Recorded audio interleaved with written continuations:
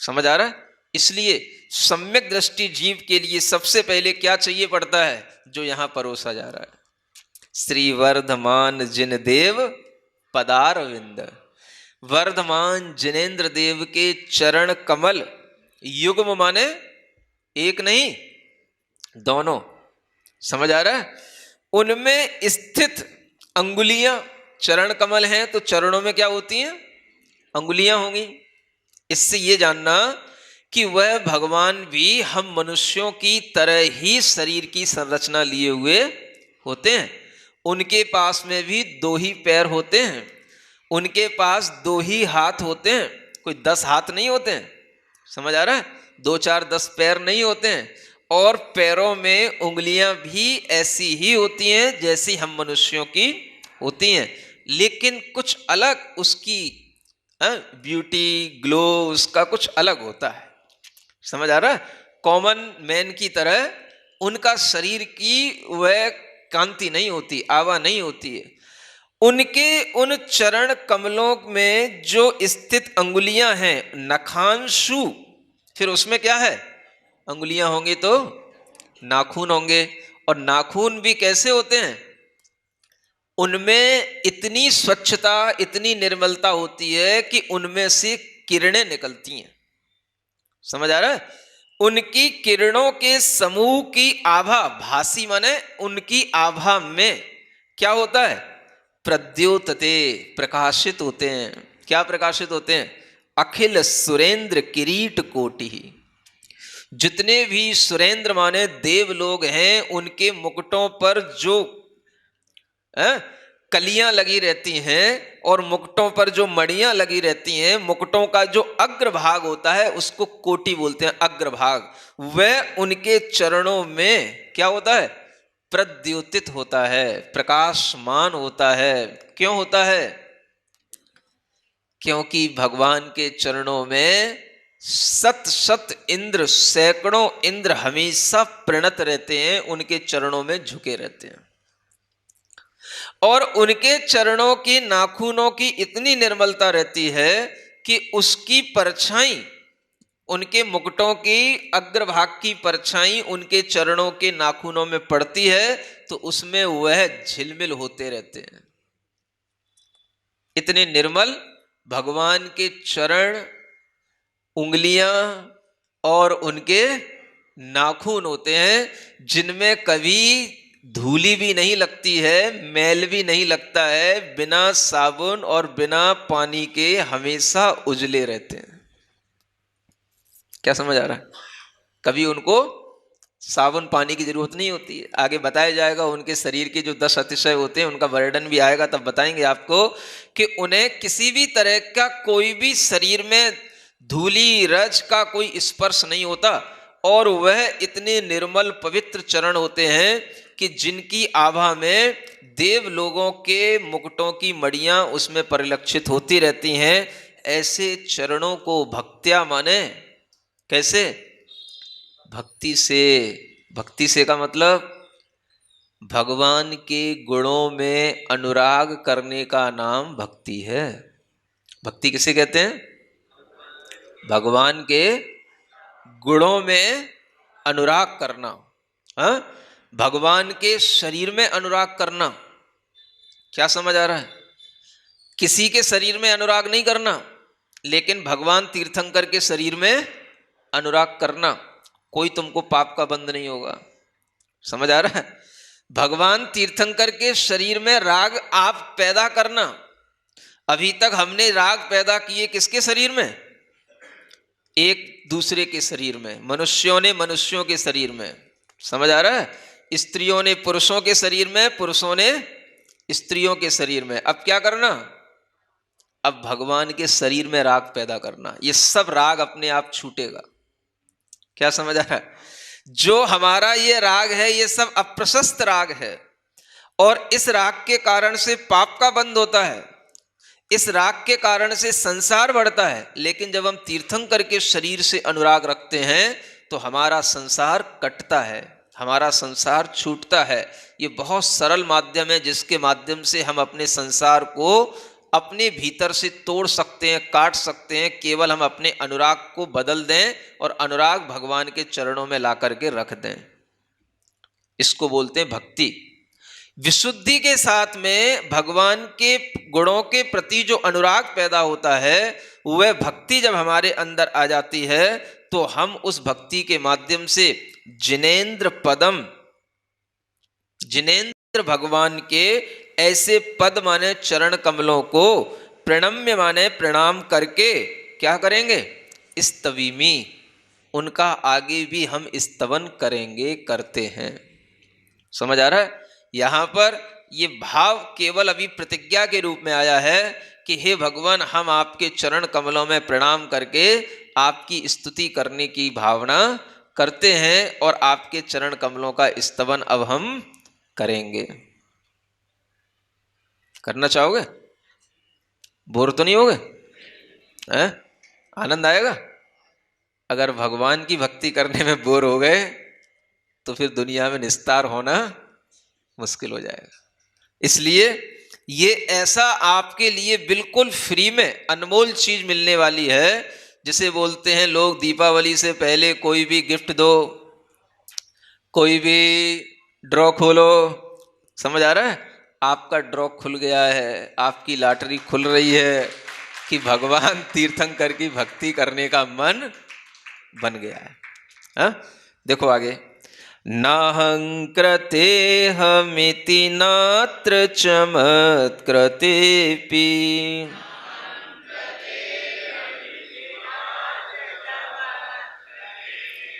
बुद्धे प्रकर्षवशतो न च दीनतोऽहम्।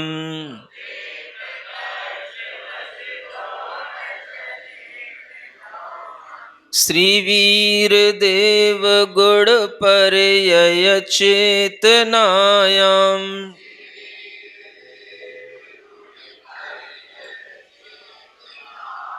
संलीन मानसवशः स्तुतिमातनोमि।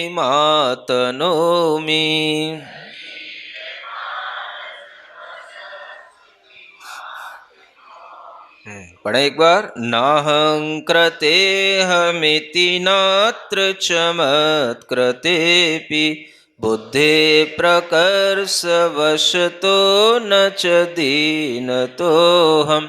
श्रीवीरदेव गुण पर्यय चेतनायां संलीन मानसवशः स्तुतिमातनोमि।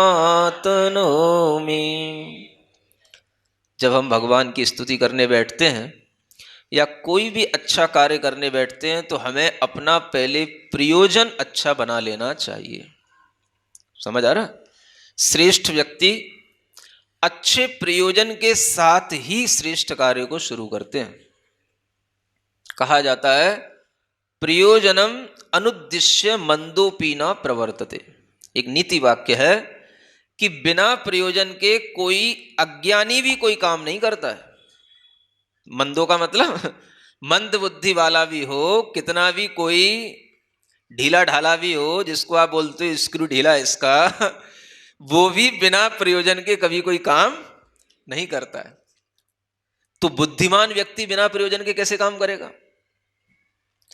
भक्ति भी कर रहे हैं तो उसका कोई प्रयोजन है कि नहीं, उद्देश्य है कि नहीं, कोई उसका समीचीन लक्ष्य है कि नहीं, तो वो लक्ष्य भी हमारे सामने होना चाहिए। वही यहां बताया जा रहा है कि जब हम भगवान की भक्ति करने बैठ रहे हैं तो हमारे प्रयोजन में क्या हो।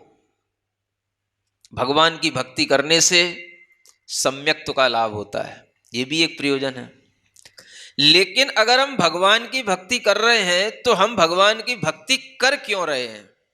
एक तो प्रयोजन हो गया कि हम इसलिए कर रहे हैं, और एक प्रयोजन यह है कि हम भगवान की भक्ति का भाव भी हमारे मन में आ क्यों रहा है। एक तो लक्ष्य हो गया जिसे हमें प्राप्त करना है, वो तो होगा तब होगा, लेकिन वर्तमान में हमारे मन में ऐसा क्यों कारण पैदा हुआ कि हम भगवान की भक्ति करने की तैयारी करें। वर्तमान में भी कोई लाभ हमारे लिए मिलेगा कि नहीं मिलेगा? वर्तमान में हमारा कोई प्रयोजन होगा कि नहीं होगा?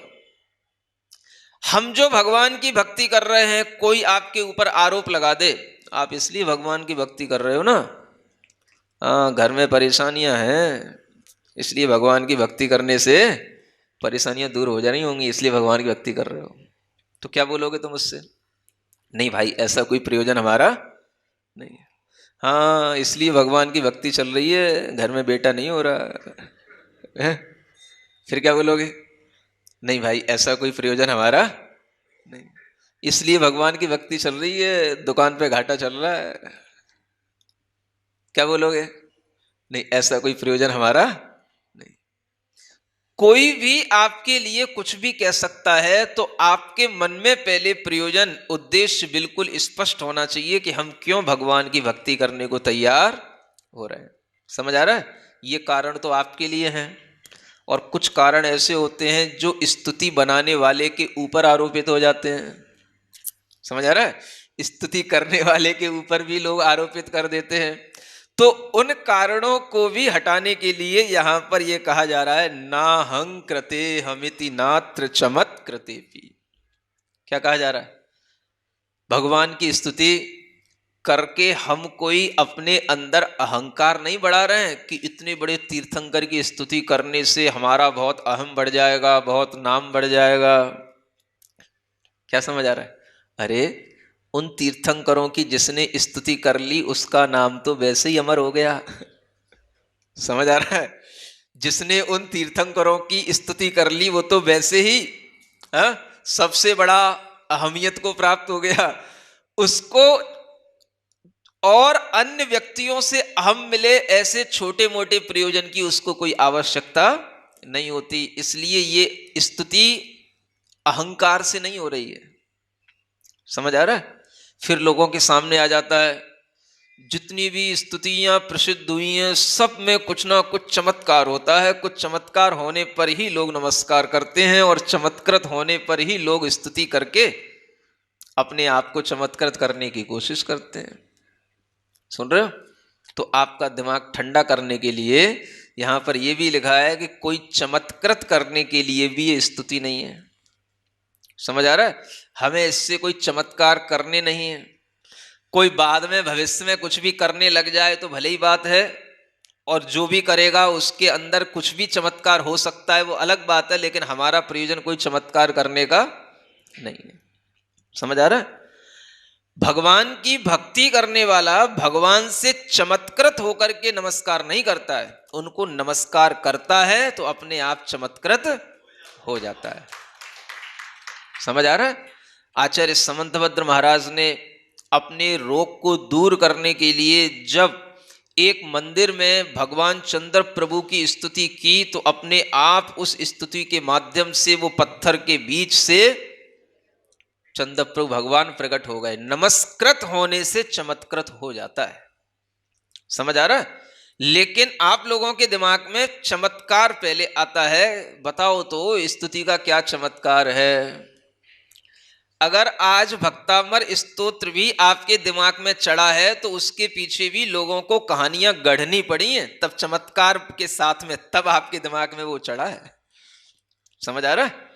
ऐसा कोई चमत्कार नहीं है कि जो कुछ घटित हुआ हो। समझ आ रहा है? ये सब कहानियों की बातें हैं कि किसी राजा ने मानतुंग आचार्य को जेल में बंद कर दिया, 48 ताले लगा दिए, वो एक एक काव्य पढ़ते चले गए, ताले टूटते चले गए। ये सब मनगढ़ंत कहानियां हैं, इनका कोई ऐतिहासिक आधार नहीं है। समझ आ रहा है? कोई इनका शास्त्रीय साक्ष्य नहीं है। लेकिन इन कहानियों के माध्यम से आपके दिमाग में ऐसा चमत्कार आने से आपका मन लग जाता है कि चलो, जब इतने बड़े बड़े ताले टूट सकते हैं तो हमारे भी कुछ ना कुछ अंतराय कर्म, कुछ ना कुछ बंधन तो टूट ही जाएंगे। समझ आ रहा है? आप विचार करें, कोई भी एक आचार्य को, क्या कोई राजा इतना समर्थ हो सकता है कि वो किसी दिगंबर मुनि को या दिगंबर आचार्य को तालों में बंद कर सके? है? किसी की इतनी हिम्मत हो सकती? और अगर किसी ने बंद भी किया है तो एक के अंदर एक 48 ताले में बंद करने की क्या जरूरत पड़ गई? है? एक ताले में बंद करने से वो कहीं छोड़ के भागने जाने वाले हैं? क्या कोई भी दिगंबर आचार्य या दिगंबर मुनि कहीं पर अगर उन्हें उपसर्ग आ गया और किसी ने उन्हें उठा करके मान लो किसी कमरे में बंद भी कर दिया, तो क्या वो उस कमरे के ताले तोड़ने वाले हैं कि ताले दीवारें तोड़ के भागने वाले हैं? क्या करेंगे वो? हैं? कुछ नहीं करेंगे। वो तो अपने भगवान की भक्ति करेंगे। भगवान की भक्ति करने से जो कुछ होगा हो जाएगा। उपसर्ग आया है तो उपसर्ग को भी वो इस तरीके से अपने अंदर तोड़ेंगे कि उस उपसर्ग का जब तक निवारण नहीं होगा तब तक हमारे आहार जल का त्याग और भगवान की भक्ति करते हुए प्राण छोड़ देंगे, लेकिन हमें कुछ भी दीवारें तोड़ने की और ताले तोड़ने की जरूरत नहीं है। क्या समझ आ रहा है? तो ये कहां से जरूरत पड़ गई कि 48 तालों में भगवान की मतलब स्तुति की गई बंद होकर के, और मानतुंग आचार्य को 48 तालों के अंदर रखा गया। थोड़े से विचार करने की बात है कि एक समझदार समाज किस तरह से तरह तरह के प्रभावों में बहता चला जाता है। समझ आ रहा है? लेकिन जब तक ऐसी बातें नहीं की जाए तब तक आपका मन बनता नहीं है भगवान की भक्ति करने का। समझ आ रहा है? इसलिए यहां कहा जा रहा है कोई चमत्कार की जरूरत नहीं है। अगर आचार्य मानतुंग महाराज ने भगवान की स्तुति की तो अपने कर्मों के बंधन तोड़ने के लिए की थी, और उनके कर्मों के बंधन उससे टूटे। वही उनके कर्मों के बंधन टूटे तो सब कुछ उनके लिए जो कुछ भी बंधन थे सब अपने आप अलग हो गए। तो हमेशा ये ध्यान रखो कि भगवान की स्तुति हमारे अंतराय कर्म को तोड़ने के लिए, असाता के बंधनों को तोड़ने के लिए होती है। जो कोई भी आपके सामने भगवान की स्तुति आएगी आप करोगे, आपके बंधन टूटेंगे, नियम से टूटेंगे। समझ आ रहा है? अपने आप आपके अंतराय कर्म दूर होंगे, और जिन जिन कारणों से आपको लगता है ये व्यवधान पैदा हो रहा है हमारी उन्नति में, वो सब व्यवधान आपके टूटेंगे। आप भगवान की भक्ति करते रहो। ये एक रूपक है। ताले तोड़ने का मतलब कर्म बंद तोड़ने का एक ये रूपक था, और इसको लोगों ने ऐसा बना दिया कि फोटो ही देख लो उन मानतुंग आचार्य की जंजीरों में पड़ी हुई। समझ आ रहा है? तो ये कहलाता है लोगों के तमाशे, है ना। इसलिए यहां कहा गया कि हमें भगवान की स्तुति के लिए कोई चमत्कारों की कोई जरूरत नहीं है। ना हम चमत्कृत होकर के भगवान की स्तुति कर रहे हैं, ना हम अहंकृत होकर के भगवान की स्तुति कर रहे हैं, न बहुत बुद्धि प्रकर्ष वशतो, है ना। कई बार क्या हो जाता है, बुद्धि में ज्यादा खुजलाहट होती है, बुद्धि बहुत बढ़ जाती है। समझ आ रहा है? इसलिए बहुत बुद्धि प्रकर्षता को प्राप्त हो रही है, इसलिए भगवान की स्तुति करने की इच्छा हो गई। नहीं,